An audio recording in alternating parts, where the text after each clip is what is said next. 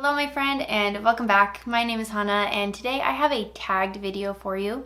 It's actually a tag that I created myself and I'm pretty excited about it.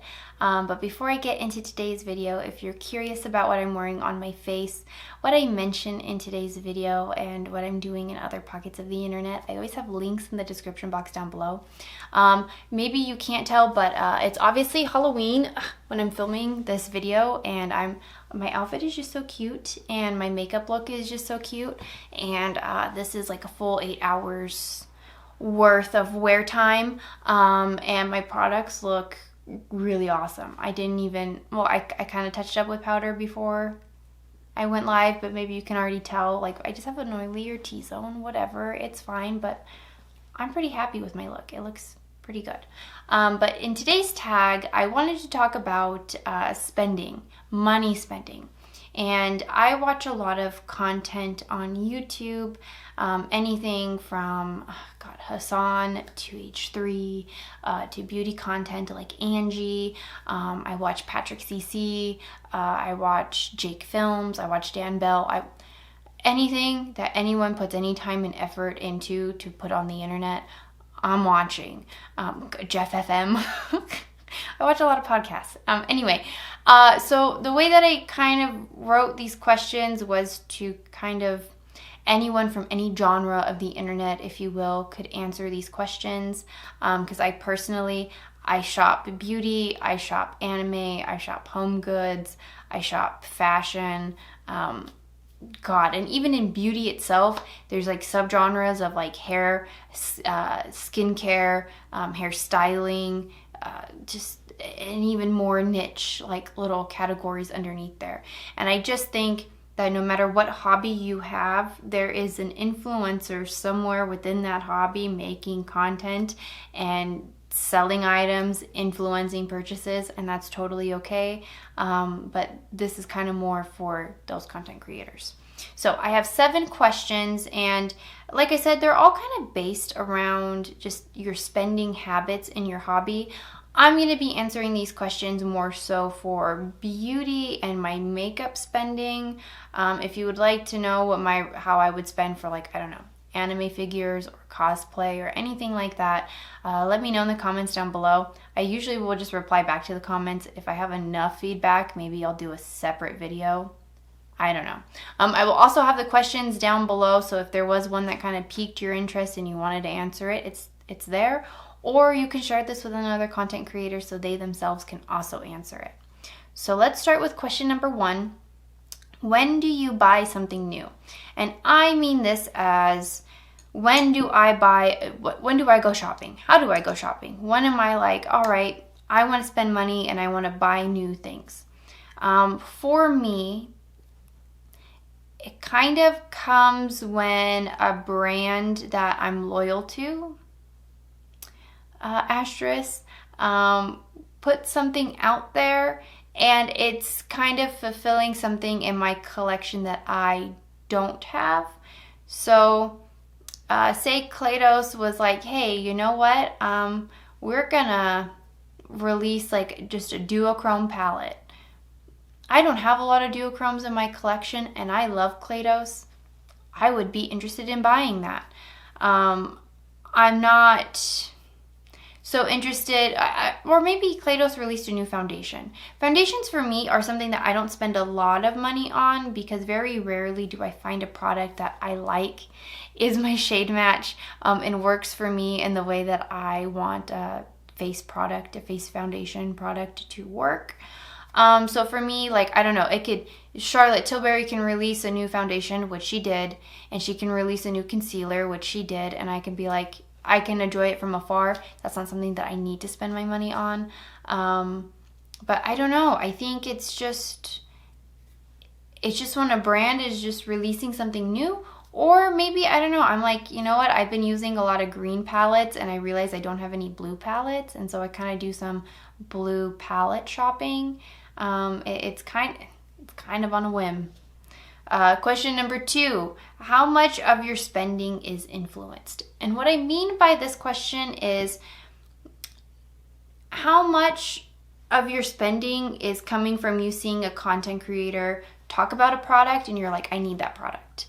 Not that you see that Charlotte Tilbury has released a new face palette and you do product research, so you're looking up different reviews for this product. To me, that's product research. And so you can take different opinions and decide, is this really something that I want in my collection? Yes or no. And hopefully when you're doing that, you're not, how do I phrase this? If you just go to your favorite content creator, for me, it's Angie. And if Angie's just like, I love this face palette from Charlotte Tilbury, and that's the only video that I watch, I'm going to count that as an influenced spending. And for me, even bringing up Angie, I'm kind of like, ooh, calling myself out. I think about, if we're working out of 100%, I think about 10% of my purchases have been influenced by a content creator, where I saw them talking about a product and then all of a sudden there was a little seed in my head that said, I have to have this product and I had to spend money on it. And now I'm on Sephora.com and I am clicking PayPal, send. Or I'm on Unearthly Cosmetics and I'm clicking PayPal, send. 10%. 10% out of my 100%. I do a lot of product research before I buy something, or I try to anyway, but sometimes Angie can really get me and I'm like, girl, you know I love a green palette, say less. Question number 3. What is the item you would buy again without hesitation? For me, it is the NYX banana powder. Mine is very well loved. Very, very well loved. And no, this isn't an influenced item. I did watch a lot of reviews for this product before I purchased it. But also, I love NYX, and they had like a powder foundation that I loved for the longest time, and it was my favorite, and this kind of is similar to that. I was originally thinking like, oh, well, what if I could only have one makeup item in my collection? But realistically, we're not quite at that point in history where like mankind is falling apart and I don't know, stores aren't a thing anymore. I can still comfortably go and shop at Sephora. So until that time comes, I believe I'm always going to have makeup. I'm always open to new mascaras. I love wearing a mascara and a lip product like Alone, Bare Face, and a brow gel. Those are like my 3 staple items. But without hesitation, I would buy the NYX banana powder because I know that it works for me. It makes my makeup better.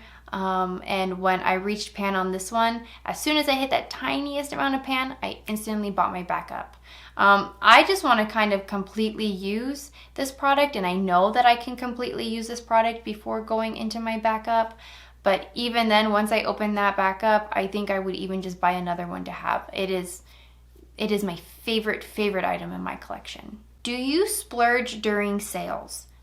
Like the Ulta 21 Days of Beauty, the Sephora holiday sales, or the Sephora sales.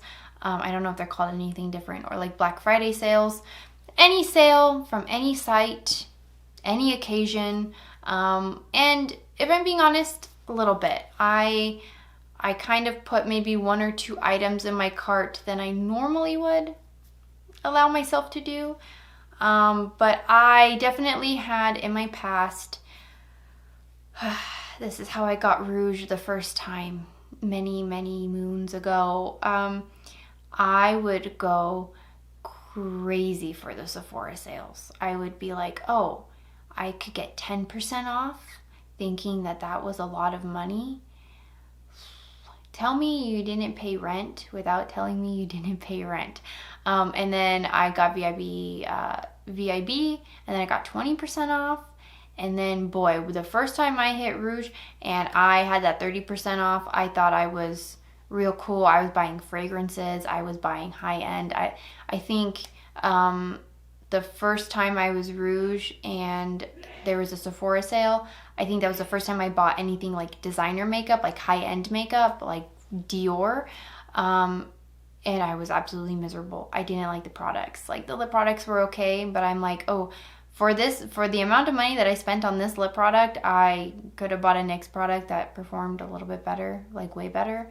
And that was my learning lesson, I guess, and like being mindful of what I spend my money on. But like, God, my influence shopping was at its peak when I used to abuse these sales. Now it's kind of more like a treat of like, well, I didn't buy this item when it came out and I'm still interested in it, so let me buy it on a sale so I feel a little bit less guilty if I don't like it. That's how I abuse sales now. Question number 5. How much of your collection do you use, and how many items have you not touched since purchase? Again, I think if we're going out of 100% of my collection, I think I use about 45%, I would say. There are those BH palettes that I bought at TJ Maxx, like the blueberry muffin, the avocado toast, and the Passion in Paradise. Those were definitely influenced purchases, but I saw them for like $7 at TJ Maxx.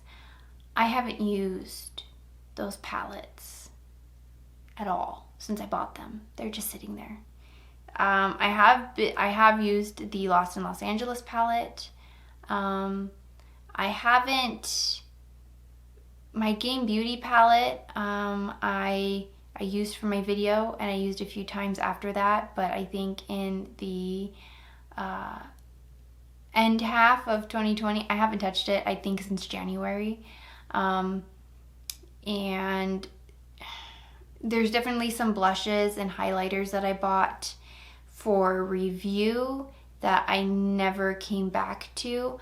I've been filming my declutter videos over the past month and a half, and it's been very eye-opening to some of the items that I have completely forgotten I had in my collection, and some items where I'm like, oh gosh, I used this for the video and then I haven't touched it since. So that's where that's coming from, and I'm pretty proud of myself. I think my number of unused items is fairly small. I have a big, massive declutter coming up, but I think I use about 45%, because the other palettes that I maybe don't use are, I'm not someone that has like a color scheme for the season. I just have phases where like I really want to wear green eyeshadow palettes. So then all my green eyeshadow palettes I'm using for like 3, 4, 5 months straight. And then I'll switch it up and be like, you know what? I actually want to do red looks now. So then I'll pull out all of my red tones.